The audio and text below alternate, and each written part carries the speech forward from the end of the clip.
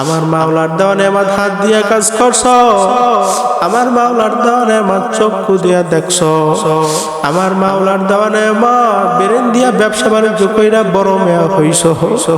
আরে আমার মাওলার দেওয়া নেয়ামত নাক দিয়া শ্বাস টানছো এবং ছাড়ছো, আমার মাওলার দেওয়া নেয়ামত পা দিয়া হাঁটছো, আমার মাওলার দেওয়া নেয়ামত তুই একটা আম গাছ লাগাইলি আম খাওয়ার জন্য, ওই আম গাছটা এখন আর আম দেয় না,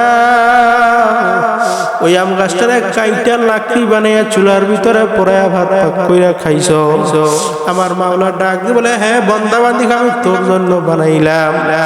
আর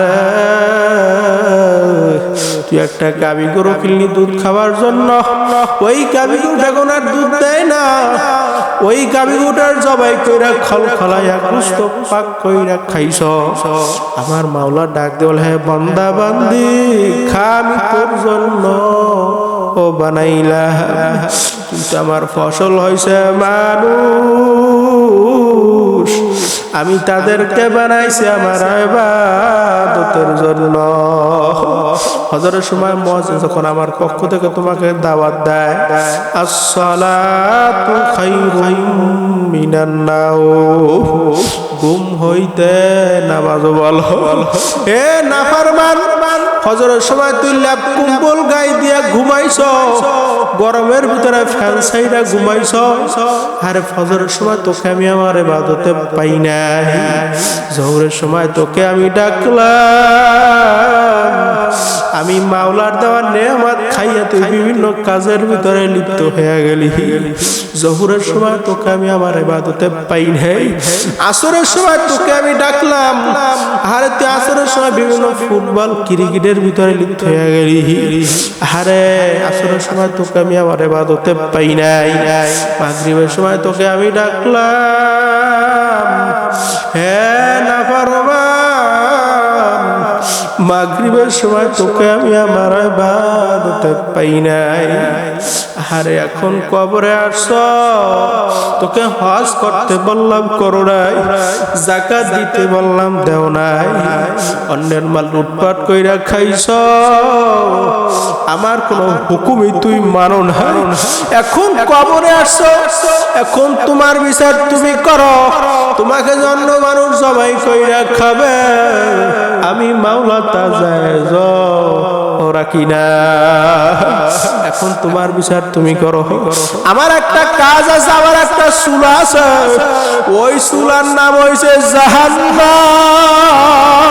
আল্লাহ আপনি মোদের সবাইকে মাফ করে দেন, ওই জাহান্নামের আগুন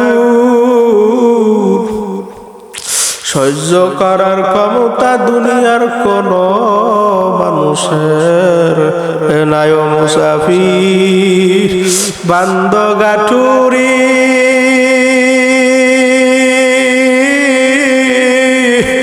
বহু দূরে ঠিকানা, মুসাফির বান্দ গাঠুরি,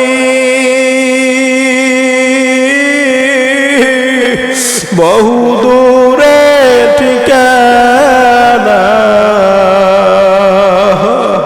আজমি জানা কলবি জানা, কবর আখের ঠিকানা। হে দুনিয়াদার পাগল, এখনো সময় আছে বাবা, মৃত্যুর কথা স্মরণ করো।